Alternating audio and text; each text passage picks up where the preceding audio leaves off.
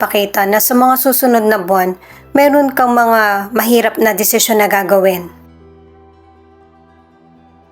Maaari na patungkol ito sa material o sa mga bagay na gusto mo or love.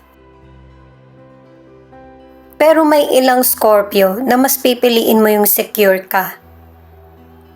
Second option mo na lang yung love. At saka anuman yung mga gagawin mong desisyon, hindi ka man sigurado, pipiliin mo pa rin na mag-move forward. Kasi pinapakita sa mga cards na magtitiwala ka sa mga desisyon mo.